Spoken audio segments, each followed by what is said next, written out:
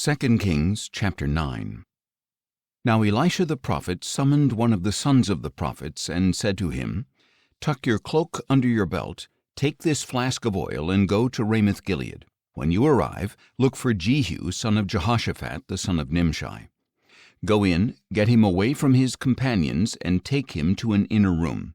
Then take the flask of oil, pour it on his head, and declare, 'This is what the Lord says, I anoint you king over Israel.' Then open the door and run. Do not delay." So the young prophet went to Ramoth-Gilead, and when he arrived, the army commanders were sitting there. "I have a message for you, commander," he said. "For which of us?" asked Jehu. "For you, commander," he replied. So Jehu got up and went into the house where the young prophet poured the oil on his head and declared, "This is what the Lord, the God of Israel, says, I anoint you king over the Lord's people Israel, and you are to strike down the house of your master Ahab, so that I may avenge the blood of my servants the prophets and the blood of all the servants of the Lord shed by the hand of Jezebel.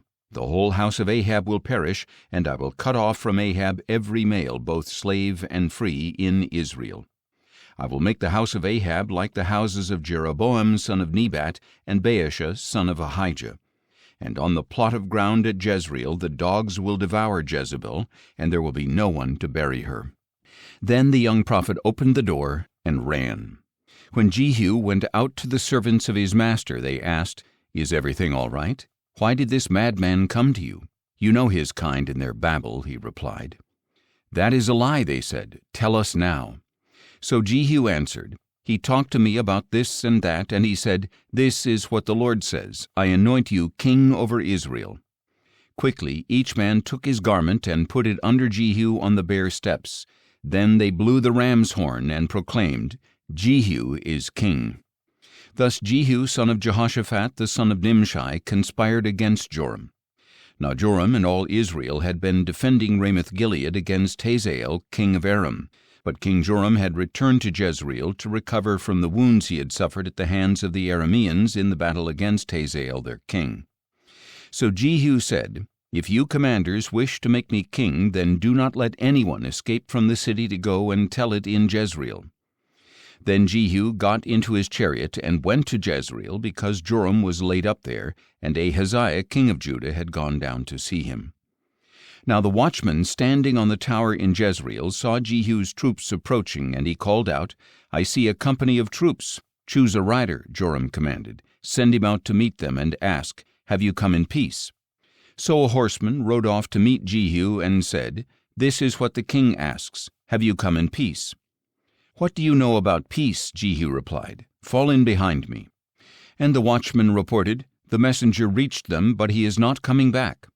So the king sent out a second horseman, who went to them and said, "This is what the king asks, 'Have you come in peace?'" "What do you know about peace?" Jehu replied. "Fall in behind me." Again the watchman reported, "He reached them, but he is not coming back. And the charioteer is driving like Jehu son of Nimshi. He is driving like a madman." "Harness!" Joram shouted, and they harnessed his chariot. Then Joram king of Israel and Ahaziah king of Judah set out, each in his own chariot, and met Jehu on the property of Naboth the Jezreelite. When Joram saw Jehu, he asked, "Have you come in peace, Jehu?" "How can there be peace," he replied, "as long as the idolatry and witchcraft of your mother Jezebel abound?"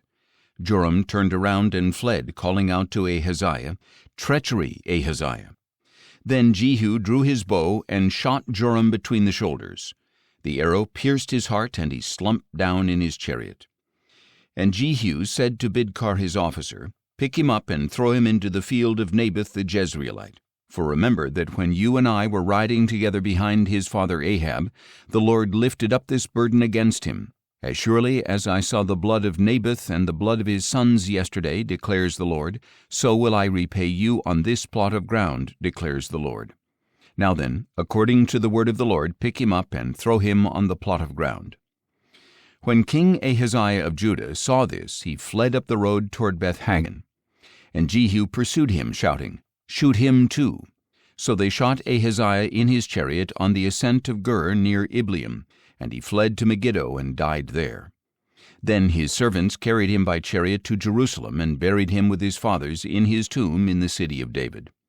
In the 11th year of Joram son of Ahab, Ahaziah had become king over Judah. Now when Jehu arrived in Jezreel, Jezebel heard of it. So she painted her eyes, adorned her head, and looked down from a window. And as Jehu entered the gate, she asked, "Have you come in peace, O Zimri, murderer of your master?" He looked up at the window and called out, "Who is on my side? Who?" And 2 or 3 eunuchs looked down at him. "Throw her down," yelled Jehu. So they threw her down, and her blood splattered on the wall and on the horses as they trampled her underfoot. Then Jehu went in and ate and drank. "Take care of this cursed woman," he said, "and bury her, for she was the daughter of a king." But when they went out to bury her, they found nothing but her skull, her feet, and the palms of her hands. So they went back and told Jehu, who replied, "This is the word of the Lord, which he spoke through his servant Elijah the Tishbite. On the plot of ground at Jezreel the dogs will devour the flesh of Jezebel, and Jezebel's body will lie like dung in the field on the plot of ground at Jezreel, so that no one can say, 'This is Jezebel.'"